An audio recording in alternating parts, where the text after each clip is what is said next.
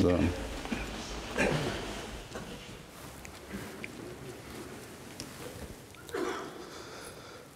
الله أكبر الله أكبر الله أكبر الله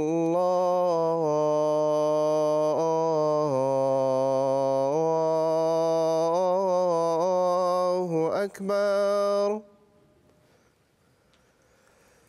أشهد أن لا إله إلا الله.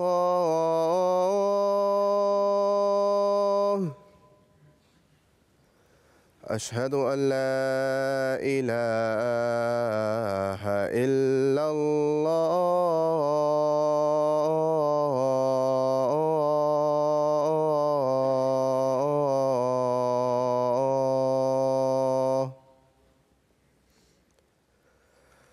أشهد أن محمدًا رسول الله.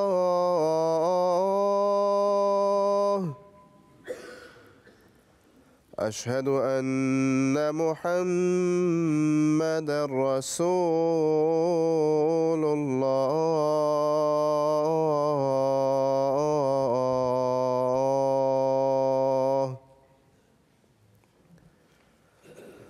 حي على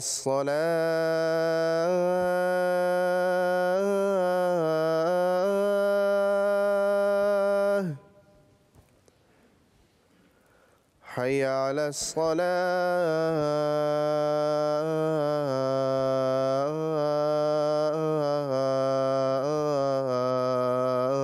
الصلاة.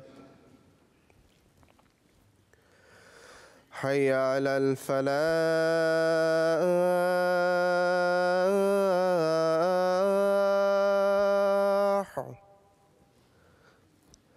حي على الفلاح.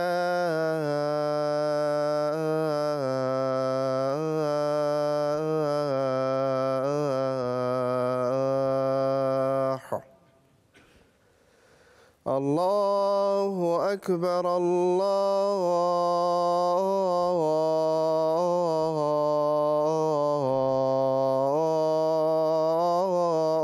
الله أكبر. لا إله إلا الله.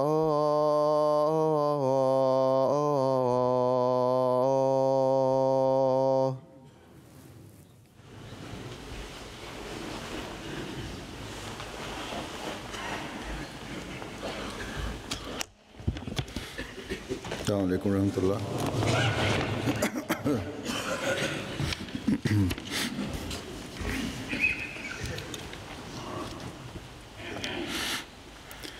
أشهد أن لا إله إلا الله وحده لا شريك له وأشهد أن محمدًا عبده ورسوله. أما بعد فأعوذ بالله من الشيطان الرجيم. بسم الله الرحمن الرحيم. الحمد لله رب العالمين. الرحمن الرحيم. مالك يوم الدين. إياك نعبد وإياك نستعين. اهدنا الصراط المستقيم. صراط الذين أنعمت عليهم غير المغضوب عليهم ولا الضالين.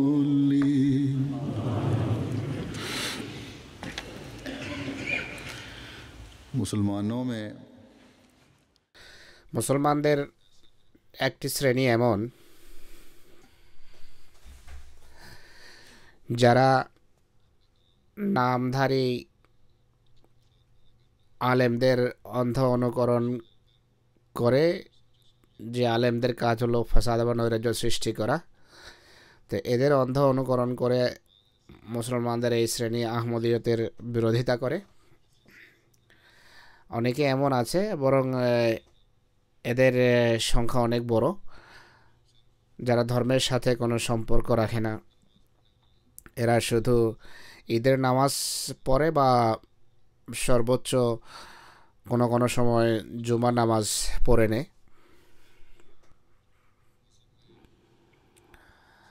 আর অনেকে এমন আছে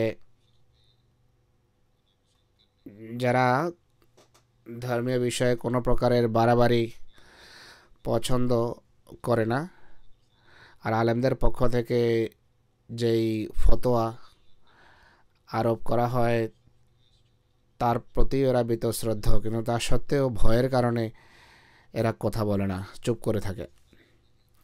কিন্তু একটা শ্রেণী এমনও আছে যারা যদিও ইসলাম বা ধর্মের বেশি জ্ঞান রাখে না, কিন্তু অমুসলিমদের পক্ষ থেকে ইসলাম এবং মুসলমানের বিরুদ্ধে যে আঙ্গুল উঠানো হয় বা আপত্তি করা হয়, তারা চায় যে এর তদারক হওয়া চাই, এর খণ্ডন আবশ্যক, তাদের এদের মুখ বন্ধ করা উচিত। তারা চায় যে ইসলামের সকল ফেরকা ঐক্যবদ্ধ হয়ে ইসলামের শত্রু এবং দাজ্জালিয়াতের মোকাবেলা করবে বা করুক। পাক ভারতের মুসলমানও এই শ্রেণীতে রয়েছে, আরব বিশ্বের মুসলমানরাও এই শ্রেণীতে রয়েছে, অন্যান্য দেশের মুসলমানরা এই শ্রেণীভুক্ত। অন্যান্য দেশের মুসলমানদের কতক বা অনেকেই এই শ্রেণীভুক্ত।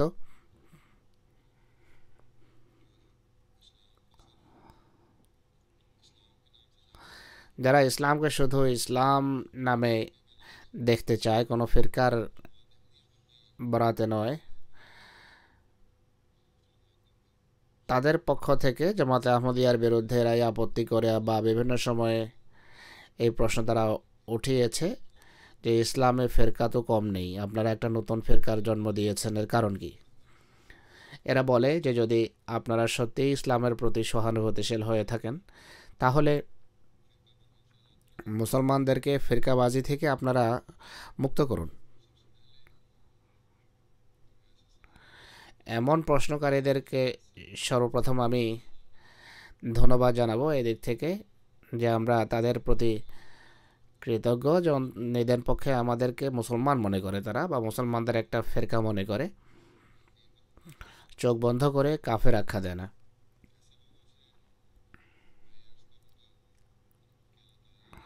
এমন লোকদের আমি বলবো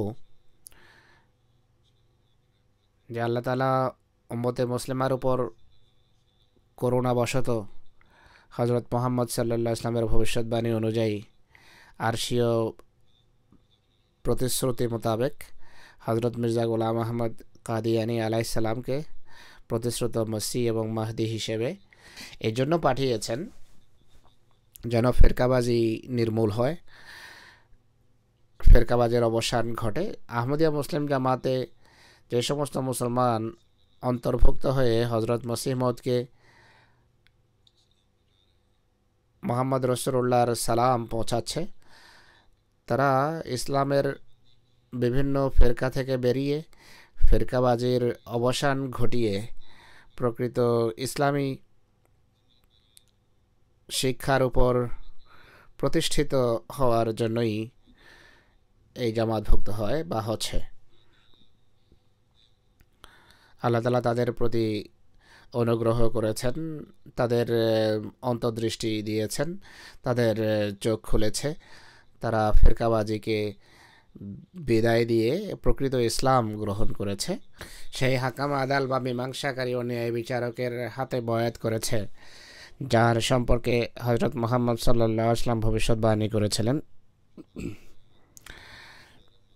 যেন সমস্ত ভুল রীতিনীতি শিক্ষা বা বেদাত বিভিন্ন ফিরকায় অনুপ্রবেশ করেছে তা প্রকৃত কোরআনী শিক্ষার আলোকে তার সমাধান এবং সুরাহা করা যায়।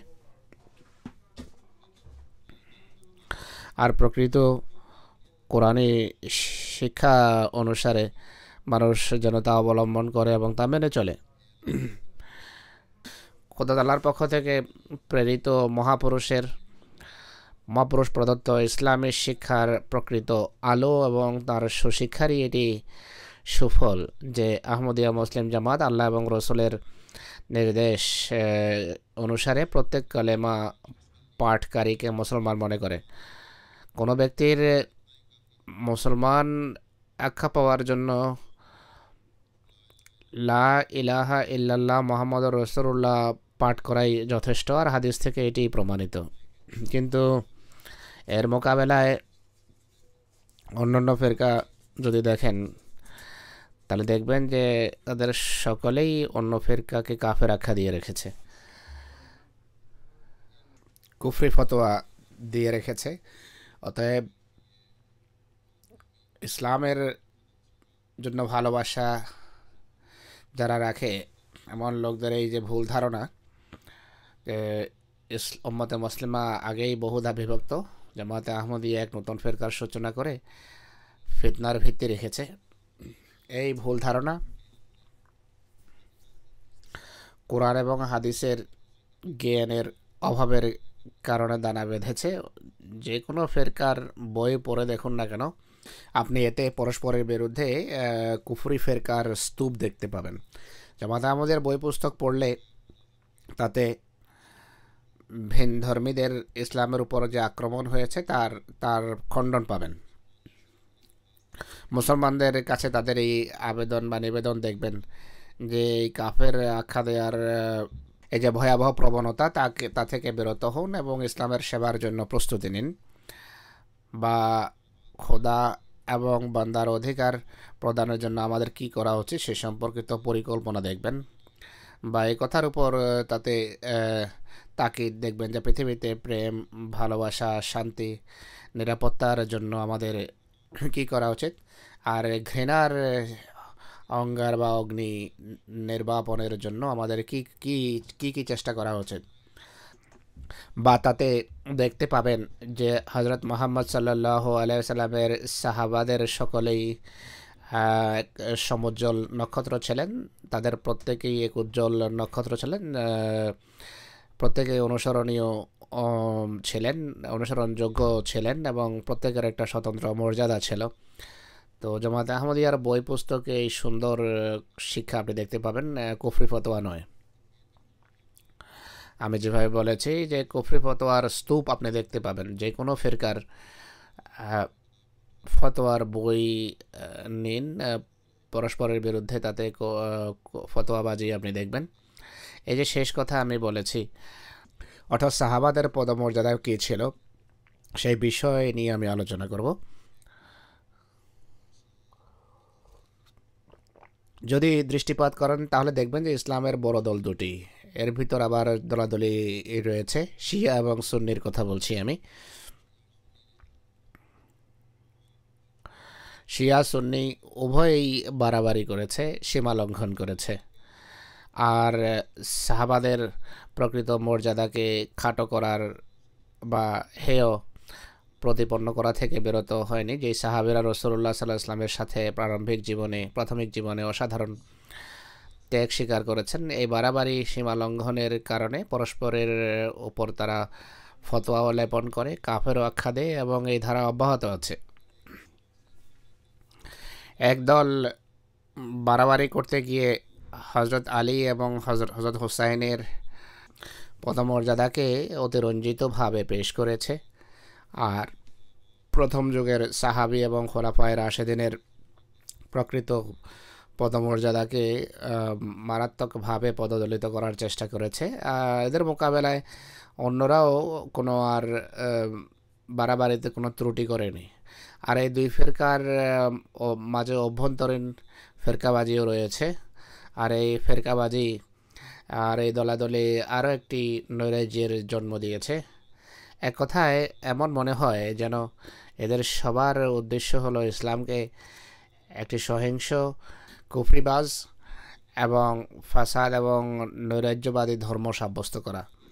কিন্তু আমি এখনই বলেছি যে আহমদিয়া মুসলিম জামাতের উদ্দেশ্য বড় সুন্দর এবং অনুপম।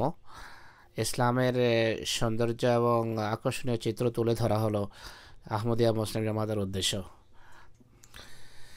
তাই আহমদিয়া মুসলিম জামাতকে এই সমস্ত দল এবং ফেরকার মতো মনে করা, এটি আহমদিয়া মুসলিম জামাতের উপর অনেক বড় একটি অন্যায়। আমরা এখন মহরমের মাস অতিবাহিত করছি, আর প্রত্যেক বছর এই মাস এসে থাকে আমাদের জীবনে। যে সমস্ত দেশে সুন্নি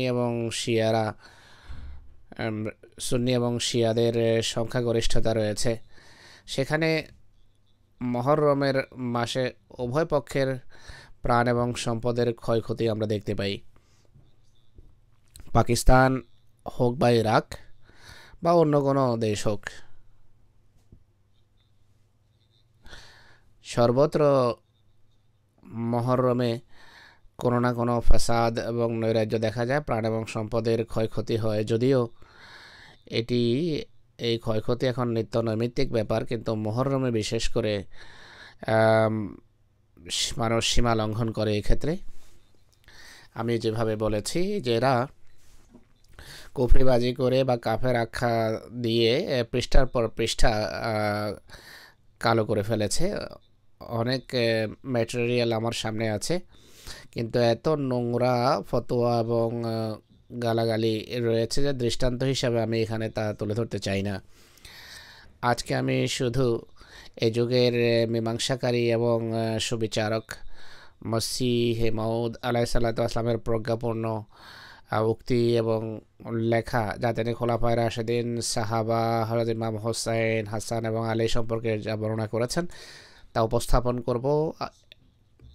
তা থেকে বোঝা যাবে যে কত সুন্দরভাবে তিনি আলাইহিস সালাম ফাসাদ এবং নৈরাজ্যের ভিত্তিকে মূল থেকে উৎপাটনের কাজ করেছেন। এগুলো আমি একত্রিত করেছি, শত শত পৃষ্ঠা বা কয়েক শত পৃষ্ঠার ম্যাটেরিয়াল আমার সামনে আছে, কিন্তু এখন সময়ের দৃষ্টিকোণ থেকে গুটি কতক আপনাদের সামনে উপস্থাপন করব। আহমদিয়া মুসলিম জামাতে বিভিন্ন ফেরকা থেকে মানুষ আসছে, বয়াত করছে, যাদের এখনও সঠিক তরবিয়ত হয়নি, তাদের জন্য এসব শোনা আবশ্যক। আর কত কেমন মানুষ যাদের দৃষ্টান্ত আমি প্রথম দিকেই তুলে ধরেছি, যে অনেক সময় তারা এমটিএ দেখে বা দুইটি খুতবা শুনে জামাতে তাদের বৈধ আগ্রহ দেখা যায় বা ইসলামের প্রতি তারা ভালোবাসা রাখে, কিন্তু তাদের মাথায় একটি প্রশ্ন জাগে যে আহমদিয়া মুসলিম জামাতও অন্যান্য ফেরকার মতো বা অন্যান্য ফেরকার মতো একটি ফেরকা। হযরত মসিহে মাউদ আলাইহিসসালাতু ওয়াসসালামের উদ্ধৃতি তাদের সামনে তুলে ধরার উদ্দেশ্য হলো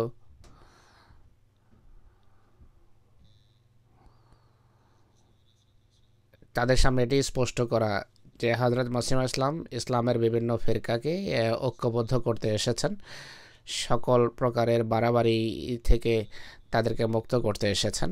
হযরত মসিহে মাউদ আলাইহিসসালাতু ওয়াসসালামকে আল্লাহ তাআলা মুসলমানদের ঐক্যবদ্ধ করার দায়িত্ব দিয়েছেন এবং এলহাম করেছেন যে ধরা পৃষ্ঠে যত মুসলমান রয়েছে তাদেরকে এক অনন্য ধর্মে সমবেত করো। তাই তিনি এসেছেন সব ফেরকাকে নির্মূল করার জন্য, আর এক হাতে একই ধর্মের উপর সমস্ত মুসলমানদের ঐক্যবদ্ধ করার জন্য। তো কিছু উদ্ধৃতি আমি আপনাদের সামনে উপস্থাপন করব, যেভাবে আমি বলেছি। সর্বপ্রথম আমি হযরত মসিহে মাউদ আলাইহিসসালাতু ওয়াসসালামের সেই উদ্ধৃতি তুলে ধরছি, যাতে তিনি খোলাফাদের রীতিনীতি অনুসরণ করাকে মোমেন হওয়া বা মুসলমান হওয়ার লক্ষণ এবং পরিচয় হিসাবে বর্ণনা করেছেন। তিনি বলেন, আমার অভিজ্ঞতা হলো কোনো ব্যক্তি যতক্ষণ পর্যন্ত আবু বকর, ওমর, ওসমান এবং আলী রাযিয়াল্লাহু আলাইহিমের রঙে রঙিন না হবে ততক্ষণ কোনো ব্যক্তি মুসলমান বা মোমেন হতে পারে না, তারা এই ইহজগৎকে ভালোবাসতেন না, বরং তারা নিজেদের জীবন আল্লাহ তাআলার পথে উৎসর্গ করে রেখেছিলেন। খোলাফায়ে রাশেদিনের পদমর্যাদা সম্পর্কে হজরত মসিহ মউদ আলাইহিস সালাতু ওয়াস সালাম সিররুল খিলাফা বইয়ের 328 পৃষ্ঠায় বলেন, আমি পৃষ্ঠা নাম্বার বলছি এই জন্য যে এটি একটি আরবি বই, আরবি অনুবাদকদের সকালে আমি পৃষ্ঠা নাম্বার দিয়েছি যেন অনুবাদের কাজ সহজ হয়। হজরত মসিহ মউদের ভাষা মূল শব্দে যদি শোনানো হয় আরবদের উপর এর গভীর প্রভাব পড়বে। অনুবাদক আরবি জানলেও সেই প্রভাব সৃষ্টি করতে পারে না যেভাবে হজরত মসিহ ইসলাম নিজে বর্ণনা করেছেন এবং প্রভাব সৃষ্টি করেছেন। তিনি বলেন যে আল্লাহ তাআলার কসম, খোলাফারা তারা এমন বীর পুরুষ যারা সর্বশ্রেষ্ঠ মানব মহানবী সাল্লাল্লাহু আলাইহি ইসলামের সাহায্যের জন্য মৃত্যুর মুখে ঝাঁপ দিতে দ্বিধা করেননি। তারা আল্লাহ তাআলার সন্তুষ্টির জন্য নিজ পিতামাতা ও সন্তান সন্ততিকে পরিত্যাগ করেছেন। তারা বন্ধু এবং প্রিয়জনের বিরুদ্ধে যুদ্ধ করেছেন। আল্লাহ তাআলার সন্তুষ্টির জন্য নিজেদের ধন সম্পদ ও জীবন উৎসর্গ করেছেন। তা সত্ত্বেও নিজ কর্মকে তুচ্ছ মনে করে তারা কাঁদতেন এবং অনুশোচনা করতেন। বিশ্রামের জন্য আপন সত্তাকে সামান্য অধিকার প্রদান করা ছাড়া তাদের চোখ সুখনিদ্রা যাপনের জন্য কমেই বন্ধ হতো, আর তারা মোটেও আরাম প্রিয় ছিলেন না। সুতরাং তোমরা কি করে এই কথা ভাবতে পারো যে তারা অত্যাচারী ছিলেন, সুবিচার করতেন না, অত্যাচার নিষ্পেষণ করতেন, অথচ তাদের সম্পর্কে এটি প্রমাণিত যে তারা কামনা বাসনার অনুসরণ করতেন না এবং খোদা তাআলার দরবারে বিনত থাকতেন। এটি এমন এক জাতি ছিল যারা খোদার ভালোবাসায় সম্পূর্ণভাবে নিবেদিত ছিল। হজরত মসিহ মউদ আলাইহিস সালাতু ওয়াস সালাম আরও বলেন যে তারা সব কিছু হজরত রাসূলুল্লাহ সাল্লাল্লাহু আলাইহি ওয়াসাল্লাম এবং ইসলামের জন্য উৎসর্গ করে রেখেছিলেন এবং খোদার সত্তায় তারা বিলীন ছিলেন। পুনরায় সিররুল খিলাফার 355 পৃষ্ঠায় হজরত মসিহ মউদ আলাইহিস সালাতু ওয়াস সালাম হজরত আবু বকর রাদিয়াল্লাহু আনহু সম্পর্কে বলেন যে তিনি রাদিয়াল্লাহু আনহু একজন পূর্ণ তত্ত্বজ্ঞানী, নম্র স্বভাব সম্পন্ন এবং দয়াদ্র প্রকৃতির মানুষ ছিলেন। তিনি বিনয়ের সাথে দারিদ্র্যের মাঝে জীবন কাটিয়ে দিয়েছেন। অত্যন্ত ক্ষমাশীল, স্নেহশীল এবং দয়ালু ছিলেন তিনি। ললাটের জ্যোতি দেখেই তাকে চেনা যেত। মহানবী হজরত মুহাম্মদ সাল্লাল্লাহু আলাইহি ইসলামের সাথে তার সুগভীর সম্পর্ক ছিল। সর্বশ্রেষ্ঠ সৃষ্টির আত্মার সাথে তার আত্মা ছিল একাকার। তার আত্মা সেই জ্যোতিতেই উদ্ভাসিত ছিল যেই জ্যোতিতে তার নেতা আল্লাহর প্রেমাস্পদ মুহাম্মদ রাসূলুল্লাহকে আচ্ছাদিত করা হয়েছিল। রাসূলুল্লাহ সাল্লাল্লাহু আলাইহি ইসলামের জ্যোতির ঔজ্জ্বল্য এবং তার মহান কল্যাণ ধারায় তিনি নিজেকে বিলীন করেছিলেন। কোরআনের উৎপত্তি অর্জন এবং নবীনতা, মানবতার গর্ব, মুহাম্মদ রাসূলুল্লাহ সাল্লাল্লাহু আলাইহি ইসলামের ভালোবাসায় তিনি ছিলেন স্বতন্ত্র। পারলৌকিক জীবনের স্বরূপ এবং ঐশী রহস্যাবলী যখন তার সামনে স্পষ্ট হয়ে গেল, তখন তিনি ইহজাগতিক সকল বন্ধন ছিন্ন করে দৈহিক সম্পর্ক পরিত্যাগ করে প্রেমাস্পদের রঙে রঙিন হয়ে যান এবং শুধু এক অভীষ্ট লক্ষ্য অর্জনের খাতিরে নিজের সব চাওয়া পাওয়াকে জলাঞ্জলি দেন। তার প্রাণ জাগতিক কৌলুষ থেকে মুক্ত হয়ে এক সত্য অদ্বিতীয় সত্তার রঙে রঙিন হয় আর বিশ্ব প্রতিপালকের সন্তুষ্টির সন্ধানে নিজেকে তিনি বিলীন করেন। আর সত্যিকারের ঐশী প্রেম যখন তার সব শিরা উপশিরায় ও হৃদয়ের আর প্রকৃত ঐশী প্রেম যখন তার শিরা উপশিরা এবং হৃদয়ের গভীরতম স্থানে এবং অস্তিত্বের রন্ধ্রে রন্ধ্রে স্থান করে নেয় আর তার কথায় ও কাজে ওঠা ও বসায় সে প্রেমের জ্যোতি যখন প্রকাশ পেতে লাগলো, তখন তাকে সিদ্দিক নাম দেয়া হলো। অর্থাৎ সম্পূর্ণভাবে যখন মুহাম্মদ রাসূলুল্লাহর সত্তায় তিনি বিলীন হয়ে গেলেন, তখনই তিনি সিদ্দিক উপাধি পেলেন। এই হলো তার পদমর্যাদা। পুনরায় হযরত আবু বকর সিদ্দিক রাদিয়াল্লাহু আনহুর সিদ্দিক পদমর্যাদার ব্যাখ্যা করেছেন। মুসলিম উল্লেখ করেছেন কিভাবে তিনি সেই পদমর্যাদা পেয়েছেন। তিনি বলেন, মহানবী সাল্লাল্লাহু আলাইহি সাল্লাম হযরত আবু বকর সিদ্দিক রাদিয়াল্লাহু আনহুকে যে সিদ্দিক উপাধি দিয়েছেন, আল্লাহ তাআলাই ভালো জানতেন যে তার ভিতর কি কি পরাকাষ্ঠা ছিল। রাসূলুল্লাহ সাল্লাল্লাহু আলাইহি সাল্লাম কথাও বলেছেন যে হযরত আবু বকর রাদিয়াল্লাহু আনহুর শ্রেষ্ঠত্বের কারণ হলো সেই বিষয় যা তার হৃদয়ে বিরাজমান। যদি গভীর দৃষ্টিতে দেখা হয় তাহলে বোঝা যাবে যে হযরত আবু বকর যে নিষ্ঠা প্রদর্শন করেছেন তার নজির খুঁজে পাওয়া ভার। সত্য কথা হলো, প্রত্যেক যুগে যে ব্যক্তি সিদ্দিকের পরাকাষ্ঠা অর্জনের বাসনা পোষণ করবে তার জন্য আবু বকরের বৈশিষ্ট্য এবং প্রকৃতি নিজের মাঝে সৃষ্টি এবং ধারণের জন্য যথাসাধ্য চেষ্টা করতে হবে। আর এরপর যথাসাধ্য চেষ্টা করতে হবে যতদিন আবু বকরের ছায়া তার মাঝে সৃষ্টি না হবে এবং সেই রঙিন না হবে, সিদ্দিকের বৈশিষ্ট্য এবং পরাকাষ্ঠা তার মাঝে সৃষ্টি হতে পারে না।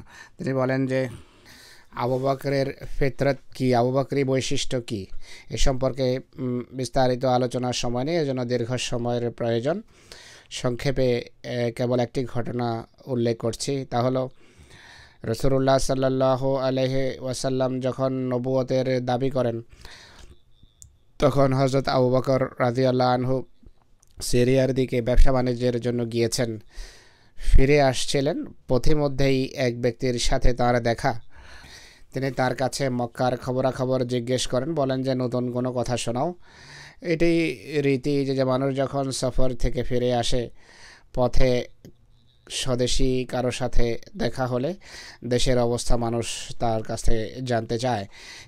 সে ব্যক্তি উত্তর দিল, উত্তরে বলল, নতুন কথা হলো তোমার বন্ধু মোহাম্মদ সাল্লাল্লাহু আলাইহি সাল্লাম নবী হওয়ার দাবি করেছে। হযরত আবু বকর রাদিয়াল্লাহু আনহু এই কথা শুনেই বললেন, যদি তিনি দাবি করে থাকেন নিঃসন্দেহে তিনি সত্য। এই একটি ঘটনা থেকে, এই একমাত্র ঘটনা থেকে বোঝা যায় যে মোহাম্মদ রাসূলুল্লাহ সম্পর্কে তার কত ভালো ধারণা ছিল। নিদর্শনের কোনো প্রয়োজন আছে বলে মনে করেননি। আর সত্য কথাও এটি, নিদর্শন সে চায় যে দাবিকারকের অবস্থা সম্পর্কে অনবহিত হয়, যেখানে আত্মাভিমান বাদ সাধে এবং মানুষ আরও জানতে চায়। কিন্তু যে ব্যক্তি কারো অবস্থা সম্পর্কে পূর্ণ অবহিত থাকে তার নিদর্শনের দরকার কি?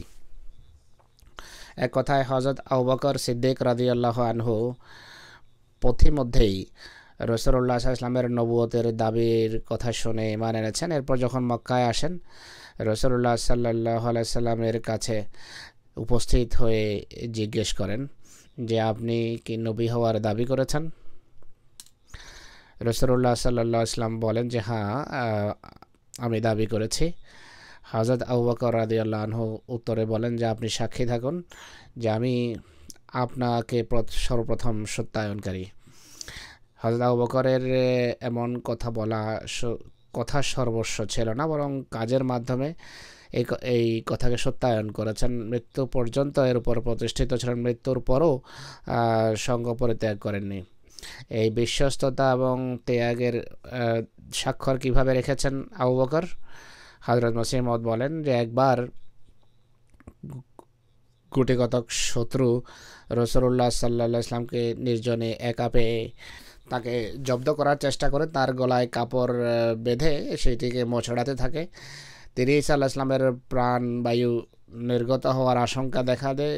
দৈবক্রমে আবু বকর সেখানে আসেন, বড় কষ্টে তাকে মুক্ত করেন। আর এই কারণে সেই শত্রুরা আবু বকরকে এত বেশি মারপিট করে যে তিনি চেতনা হারিয়ে ফেলেন, ভূপাতিত হন।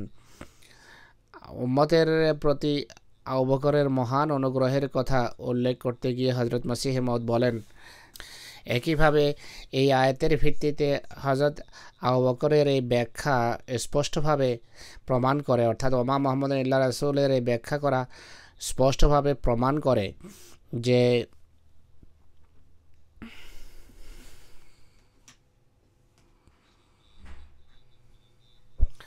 তার দৃষ্টিতে হযরত ঈসা আলাইহিসসালাতু ওয়াসসালাম ইন্তেকাল করেছেন।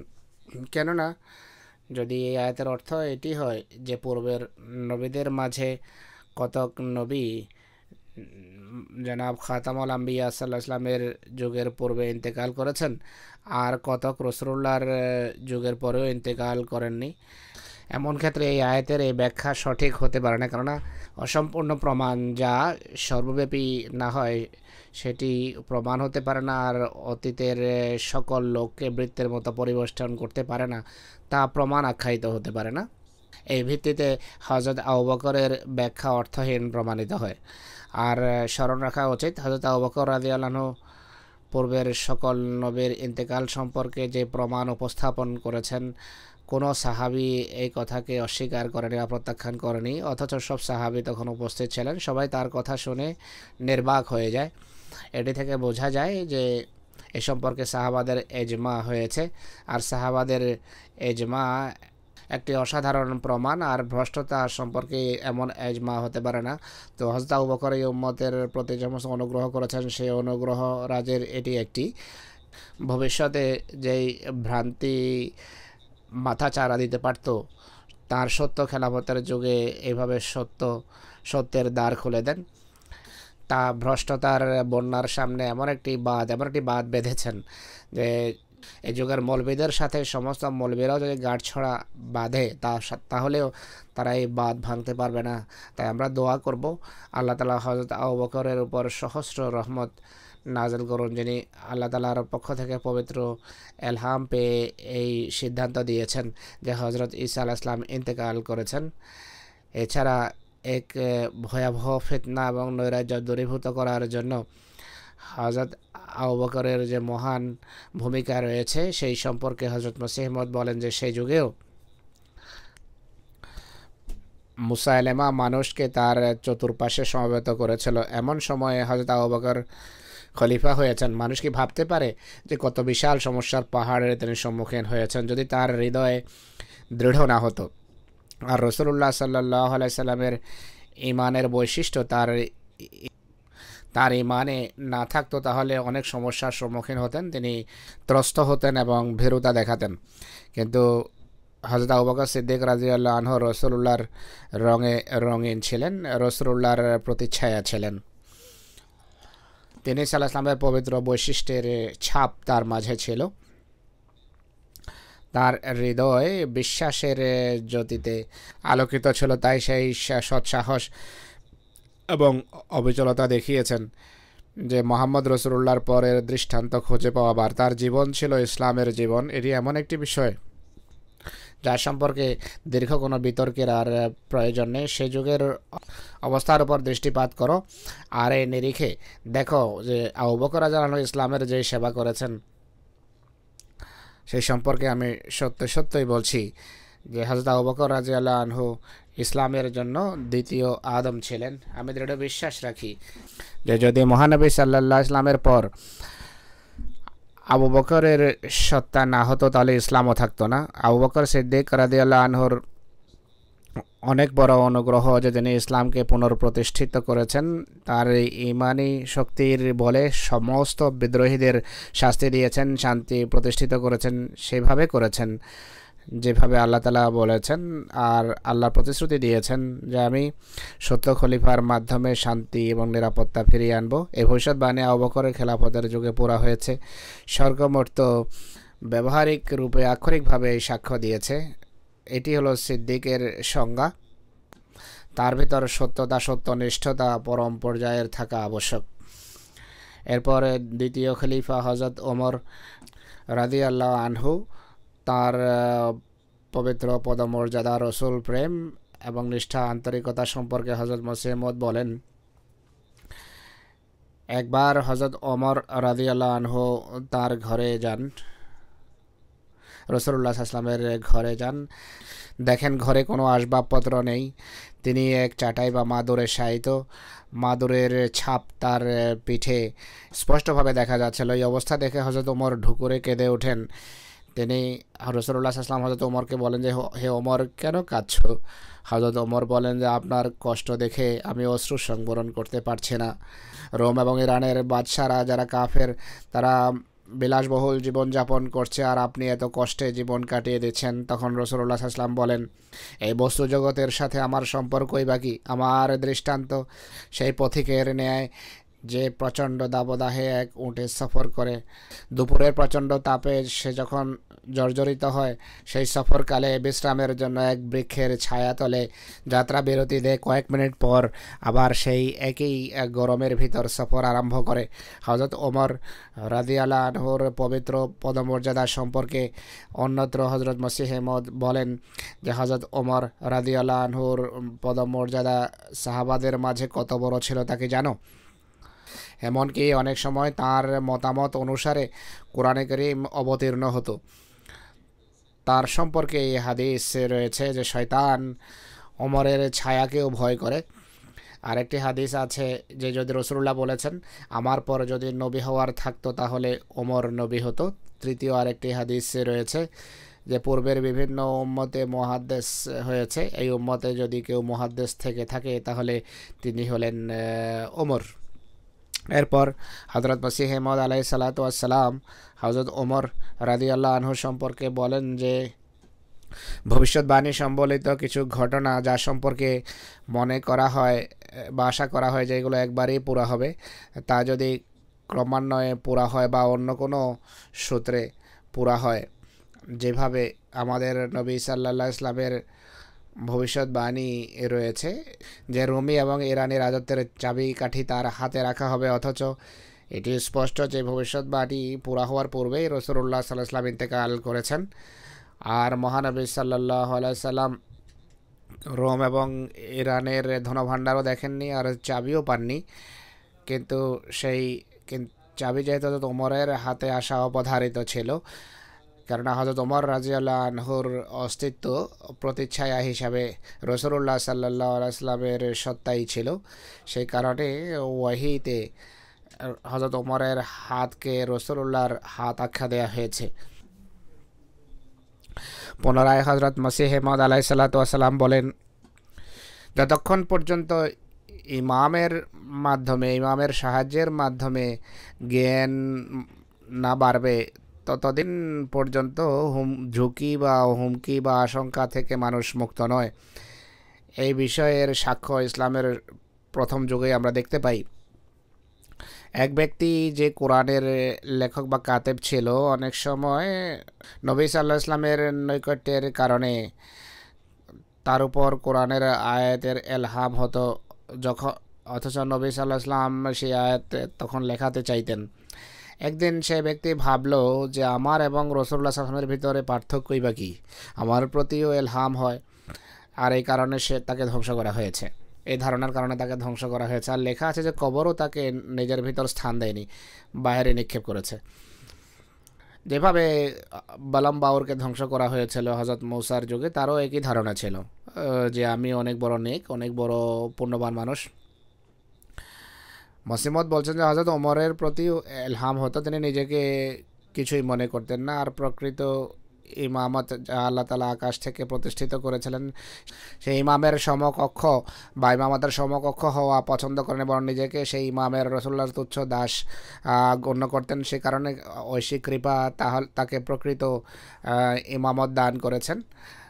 রাসূলুল্লাহর মোকাবেলায় নিজেকে তুচ্ছ জ্ঞান করতেন। খোদা তাআলা অনুগ্রহ করে তাকে খলিফা নিযুক্ত করেছেন, যিনি নবীর ন্যায় বা স্থলাভিষিক্ত হয়ে থাকেন। এরপর সেরুল খেলাফার 326তম পৃষ্ঠায় হযরত মসিহে মউদ আলাইহিস সালাতু ওয়াস সালাম বলেন, আমার প্রভু আমার সামনে স্পষ্ট করেছেন যে আবু বকর, ওমর ফারুক এবং হযরত ওসমান রিদওয়ানুল্লাহ আলাইহিম আজমাইন পরম ঈমানদার, বিশ্বাসী এবং হেদায়েতে সমৃদ্ধ ছিলেন। তারা সে সকল লোকদের অন্তর্ভুক্ত ছিলেন যাদেরকে আল্লাহ তাআলা শ্রেষ্ঠত্ব দিয়েছেন। তারা বিশেষভাবে ঐশী কৃপারাজির অবতরণস্থল হয়েছেন। তত্ত্বজ্ঞানীদের একটি বিরাট জামাত তাদের বিশেষত্বের সাক্ষী এবং তাদের গুণাবলীকে স্বীকার করতেন। তারা কেবল খোদার সন্তুষ্টির খাতিরে স্বদেশ ছেড়ে দিয়েছেন, সকল অভিযানে নির্দ্বিধায় অংশ নিয়েছেন। প্রচণ্ড দাবদাহের ভ্রুক্ষেপ করেননি আর ভয়াবহ রাতেরও পরোয়া করেননি, বরং বীর পুরুষের ন্যায় ধর্মের পথে তারা এগিয়ে গেছেন। এই পথে কোনো আত্মীয়তার পরোয়া করেননি, অন্য কারো প্রতিও ভ্রুক্ষেপ করেননি। বিশ্ব প্রতিপালকের সন্তুষ্টির জন্য সব কিছু জলাঞ্জলি দিতে প্রস্তুত ছিলেন। তাদের সৎকর্ম ছিল সৌরভিত। তাদের পছন্দনীয় কর্ম থেকে সৌরভ উচ্চারিত হয়। তা থেকে তাদের পদমর্যাদার বাগান এবং তাদের বাগানের সৌন্দর্যের দিকে ইশারা হয়। প্রভাতের মৃদুমন্দ বাতাস তাদের রহস্য এবং ভেদকে উন্মোচন করে এবং তাদের জ্যোতি আমাদের সামনে প্রকাশ পায়। সুতরাং এর সৌরভ তাদের পদমর্যাদার দিকে আমাদের পথের দিশা দেয়। হযরত মসিহ মাউঊদ আলাইহিসসালাতু ওয়াসসালাম অন্যত্র বলেন, এই বিশ্বাস পোষণ করা আবশ্যক যে হযরত সিদ্দিক রাদিয়াল্লাহু আনহু, হযরত ওমর ফারুক রাদিয়াল্লাহু আনহু, হযরত যুন্নুরাইন অর্থাৎ হযরত ওসমান এবং হযরত আলী মুর্তজা রাদিয়াল্লাহু আনহুম, তাদের সকলেই সত্যিকার অর্থে ধর্মের ক্ষেত্রে আমিন ছিলেন, আমানতদার ছিলেন। আবু বকর রাদিয়াল্লাহু আনহু যিনি ইসলামের দ্বিতীয় আদম, একইভাবে হযরত ফারুক এবং হযরত ওসমান রাদিয়াল্লাহু যদি ধর্মের প্রকৃত আমানতদার এবং রক্ষাকারী না হতেন, তাহলে আজকে কোরআনের কোনো একটি আয়াত যে আল্লাহর পক্ষ থেকে ছিল তা বলা আমাদের জন্য কঠিন হতো। পুনরায় হযরত মসিহ মাউঊদ আলাইহিসসালাতু ওয়াসসালাম হযরত আলী রাদিয়াল্লাহু আনহুর পদমর্যাদা সম্পর্কে বলেন, সেরুল খেলাফার 358তম পৃষ্ঠা থেকে এটি হুজুর পড়ছেন। এর অনুবাদ হলো, হযরত আলী রাদিয়াল্লাহু আনহু অত্যন্ত মুত্তাকি, খোদাভীরু, পবিত্র এবং স্বচ্ছ ছিলেন এবং তাদের অন্তর্ভুক্ত ছিলেন যারা রহমান খোদার দৃষ্টিতে সবচেয়ে প্রিয় এবং সর্বোৎকৃষ্ট বংশের সাথে সম্পর্কযুক্ত এবং যুগের নেতৃস্থানীয় মানুষ ছিলেন। পরাক্রমশালী খোদার বিজয়ী সিংহ এবং স্নেহশীল খোদার বীর যুবক, দানশীল, পবিত্র হৃদয়ে এবং এমন অসাধারণ এবং অনন্য সাহসী ছিলেন। এত সাহসী ছিলেন যে তার মোকাবেলায় গোটা শত্রুবাহিনী দণ্ডায়মান হলেও তিনি তার অবস্থান হতো যুদ্ধের ময়দানের বা রণাঙ্গনের কেন্দ্রস্থল। তিনি সারাটা জীবন কষ্টদায়ক অবস্থার ভিতর কাটিয়েছেন। নিজ যুগে মানুষের জন্য নির্ধারিত তাকওয়ার উচ্চ মার্গে তিনি উপনীত ছিলেন। ক্ষুধার পথে ধন সম্পদ খরচ, মানুষের কষ্ট লাঘব, এতিম, মিসকিন ও প্রতিবেশীদের দেখাশোনা করার ক্ষেত্রে তিনি ছিলেন সবার আগে। যুদ্ধে তিনি বহুমুখী বীরত্ব প্রদর্শন করতেন। তীর ও তরবারি পরিচালনায় তিনি আশ্চর্যজনক দক্ষতা প্রদর্শন করতেন। একই সাথে তিনি ছিলেন সুমিষ্টভাষী ও বাগ্মী। খুব গভীর ছিল তার ভাষা। তিনি তার বক্তৃতা মানব হৃদয়ের গভীরে প্রবিষ্ট করিয়ে মনের মরিচা দূর করতেন। নিজ বক্তৃতার দিগন্তকে যুক্তির আলোতে আলোকিত করতেন। বিভিন্নমুখী কাজে তিনি ছিলেন অসাধারণ পারদর্শী।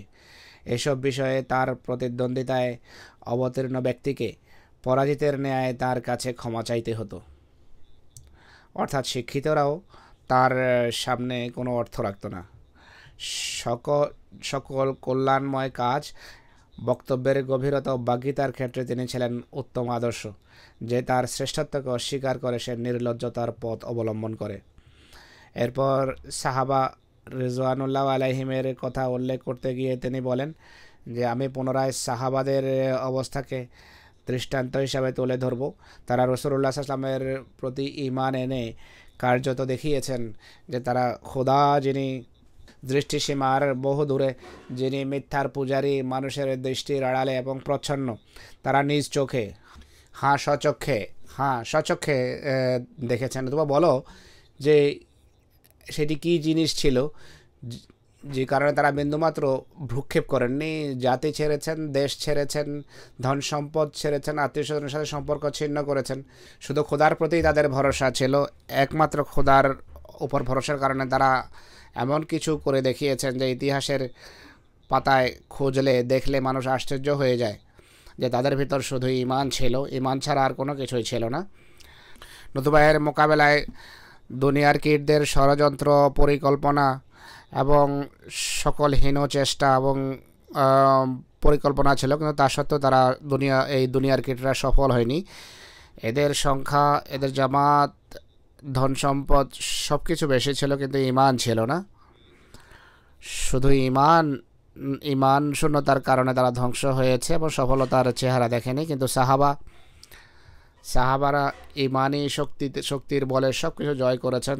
তারা এক ব্যক্তির আহ্বান শুনেছেন যিনি নিরক্ষর হিসেবে লালিত পালিত হয়েছেন, কিন্তু তার সত্যতা, নিষ্ঠা, সততা, আন্তরিকতার ক্ষেত্রে খ্যাতি রাখতেন। তিনি যখন বলেন যে আমি আল্লাহ তাআলার পক্ষ থেকে এসেছি, এটি শুনেই তারা তার সঙ্গ দিয়েছে এবং উম্মাদের ন্যায় তার অনুসরণ করেছে। আমি বলবো যে শুধু একটি কারণে তাদের এই অবস্থা হয়েছে, আর তা হলো ঈমান। স্মরণ রেখো, আল্লাহ তাআলার পবিত্র সত্তায় ঈমান অনেক বড় একটি বিষয়। হযরত মসিহে মাউদ আলাইহিস সালাতু ওয়াস সালাম, খোলাফায়ে রাশেদিন, রাসূলুল্লাহ ইসলামের সাহাবা এবং মসিহ মাউদ রাসূলুল্লাহর সন্ততির বা ওলাদের প্রতি ভালোবাসা, এটি রাসূলুল্লাহর ভালোবাসার কারণে ছিল। আমি পূর্বেও উল্লেখ করেছি যে তিনি এটিকে ঈমানের অঙ্গ মনে করতেন। অন্যত্র তিনি বলেন, আমাদের দৃঢ় বিশ্বাস রয়েছে যে বুজুর্গ এবং খোদা প্রেমিকদের প্রতি শ্রদ্ধাশীল হওয়া উচিত, কিন্তু পদমর্যাদা দৃষ্টিতে রাখা আবশ্যক। সম্মান করতে হবে, কিন্তু সবার পৃথক পৃথক পদমর্যাদা রয়েছে, সেই নিরিখে তা প্রদর্শন করতে হবে। কোথাও সীমা লঙ্ঘন করে পাপে লিপ্ত হওয়া উচিত নয়, বাড়াবাড়ি করা উচিত নয়। মহানবী সাল্লাল্লাহু আলাইহি সাল্লামের বা অন্যান্য নবীদের যেন অবমাননা হয়। যে ব্যক্তি বলে যে সব নবী, এমনকি রাসূলুল্লাহ সাল্লাল্লাহু আলাইহি ওয়াসাল্লামও ইমাম হোসেনের শাফায়াতের মাধ্যমে মুক্তি পাবে, এমন ব্যক্তি এমন একটি কথা বলেছে যার মাধ্যমে সব নবী এবং স্বয়ং মুহাম্মদ রাসূলুল্লাহর অবমাননা হয়। এরপর হযরত আলী এবং হযরত হুসাইনের সাথে নিজ সামঞ্জস্যের কথা তুলে ধরতে গিয়ে তিনি বলেন যে আলী এবং হোসেনের সাথে আমার এক সূক্ষ্ম সামঞ্জস্য আছে, আর এই রহস্য পূর্ব এবং পশ্চিমের খোদা ছাড়া অন্য কেউ জানে না। আমি আলী এবং তার উভয় সন্তানকে ভালোবাসি। যে তাদের প্রতি শত্রুতা রাখে তার প্রতি আমি শত্রুতা রাখি। তা সত্ত্বেও আমি সীমা লঙ্ঘনকারী নই, জুলম অত্যাচারী নই। আর এটিকে আল্লাহ আমার সামনে যা প্রকাশ করেছেন তা অবজ্ঞা করা আমার জন্য সম্ভব নয়, আর আমি সীমা লঙ্ঘনকারীও নই। এটিও সিরুল খেলাফা থেকে নেওয়া হয়েছে। এই সামঞ্জস্যকে আরও স্পষ্ট করেছেন তিনি যে ইহুদি বৈশিষ্ট্যের মানুষেরা ইসলামেও একই রীতি অবলম্বন করেছে। নিজেদের ভুল বোঝাবুঝিকে পরিত্যাগ না করে সকল যুগে আল্লাহর পবিত্র লোকদের কষ্ট দিয়েছে। যে দেখো কিভাবে হযরত ইমাম হুসাইন রাদিয়াল্লাহু আনহুকে পরিত্যাগ করে সহস্র সহস্র নির্বোধ এজিদের অনুকরণ করেছে। ইমাম হুসাইনকে ছেড়ে সহস্র সহস্র নির্বোধ এজিদের অন্ধ অনুকরণ করেছে, আর এই নিষ্পাপ ইমামকে হাত এবং মুখে কষ্ট দিয়েছে এবং হত্যা না করে তারা ক্ষান্ত দেয়নি। আর বিভিন্ন সময়ে এই উম্মতের ইমাম এবং মুত্তাকি খোদাভীরু আর মুজাদ্দিদদেরকে এরা কষ্ট দিয়েছে। কাফের, বেদিন এবং জিন্দিক তাদের নাম রেখেছে। সহস্র সহস্র সত্যবাদী তাদের হাতে কষ্ট পেয়েছেন। আর শুধু তাদের নাম কাফের রাখা হয়নি, বরং যথাসম্ভব তাদেরকে হত্যা, লাঞ্ছিত করা এবং কারাগারে প্রেরণ করতেও তারা কুণ্ঠাবোধ করেনি। এমনকি আমাদের যুগ এসে গেছে ত্রয়োদশ শতাব্দীতে বিভিন্ন স্থানে এরা নিজেরাই বক্তৃতা করতো যে চতুর্দশ শতাব্দীতে ইমাম মাহদী এবং মসিহ মওউদ আসবেন। আর নিদেন পক্ষে তারা বলতো যে অনেক বড় এক মুজাদ্দিদের জন্ম হবে, কিন্তু চতুর্দশ শতাব্দীর শিরোভাগে যখন সেই মুজাদ্দিদ আসলেন, কেবল আল্লাহর এলহামেই তার নাম মসিহ মওউদ রাখেনি,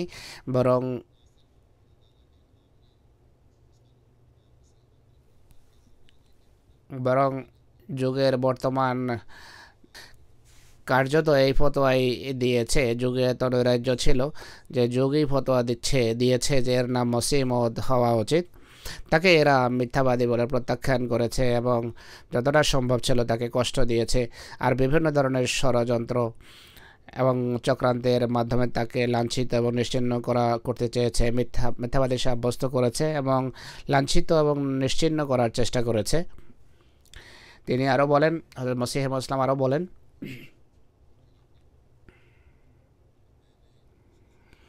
আমি এই কাসিদায় অর্থাৎ যেই কবিতা লিখেছি তাতে হযরত ইমাম হোসেন সম্পর্কে লিখেছি বা ঈসা আলাইহিস সালাম সম্পর্কে যা বলেছি এটি মানবীয় কোনো কাজ নয়।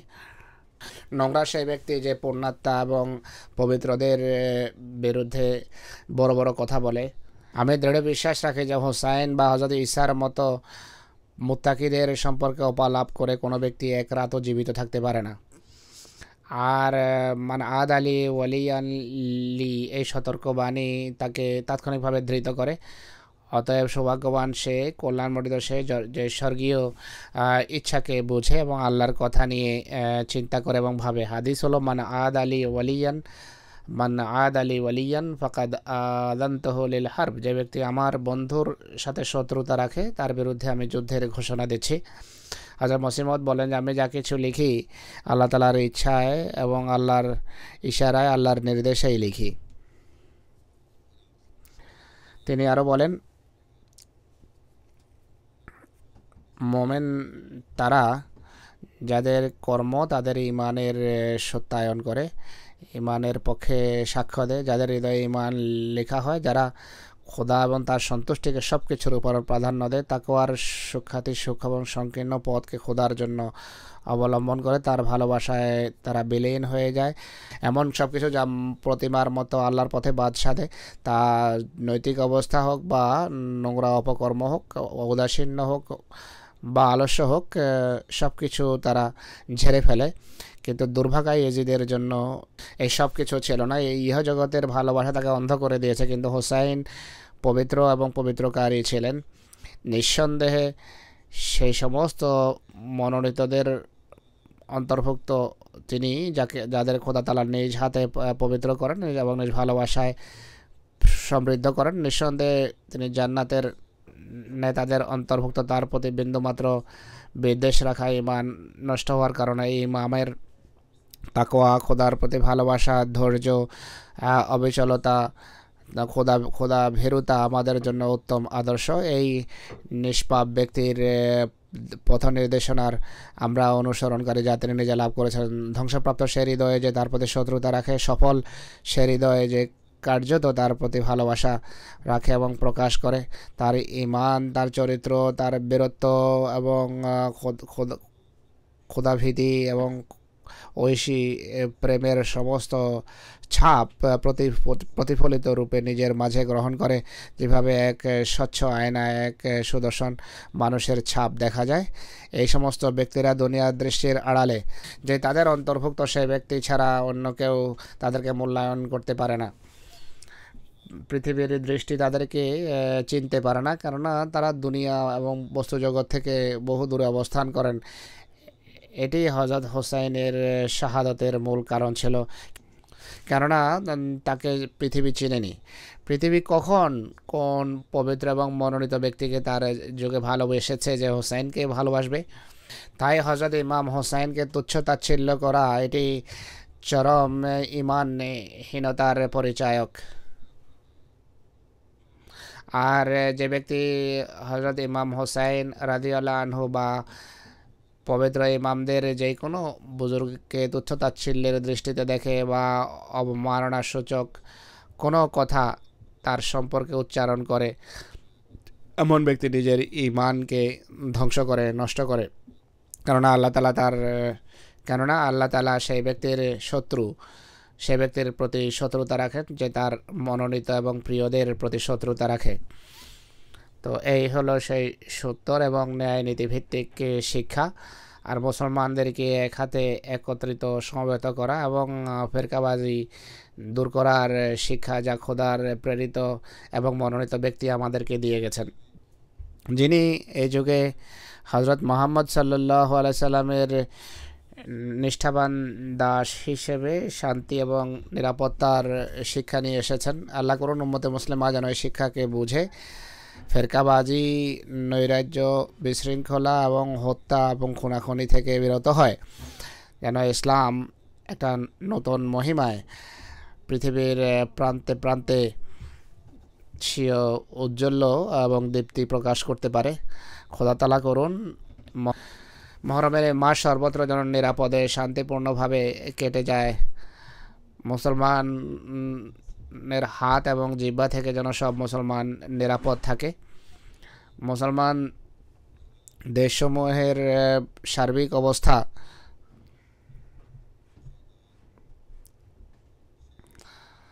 আর বিশৃঙ্খলা এবং নৈরাজ্য থেকে বাঁচার জন্য দোয়া করুন।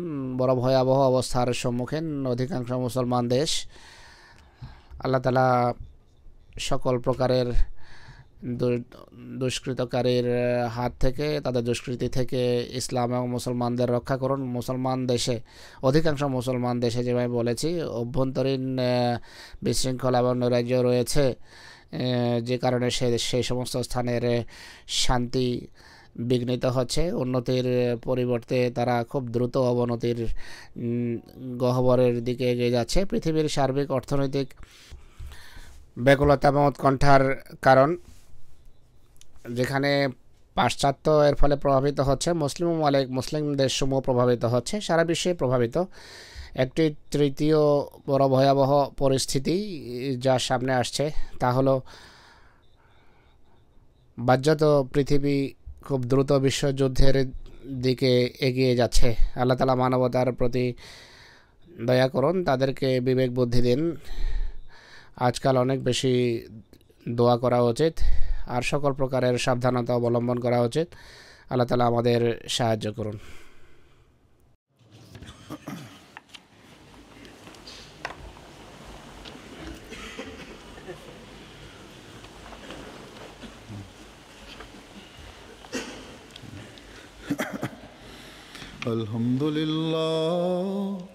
আলহামদুলিল্লাহ নাহমাদুহু ওয়া নাস্তাঈনুহু ওয়া নাস্তাগফিরুহু ওয়া নু'মিনু বিহি ওয়া নাতাওয়াক্কালু আলাইহি ওয়া নাউযু বিল্লাহি মিন শুরুরি আনফুসিনা ওয়া মিন সাইয়্যাতি আ'মালিনা। من يهده الله فلا مضل له ومن يضلل فلا هادي له ونشهد أن لا إله إلا الله ونشهد أن محمدا عبده ورسوله. عباد الله رحمكم الله إن الله يأمر بالعدل والإحسان وإيتاء ذي القربى وينهى عن الفحشاء والمنكر والبغي يعظكم لعلكم تذكرون. اذكروا الله يذكركم وادعوه يستجب لكم ولذكر الله أكبر.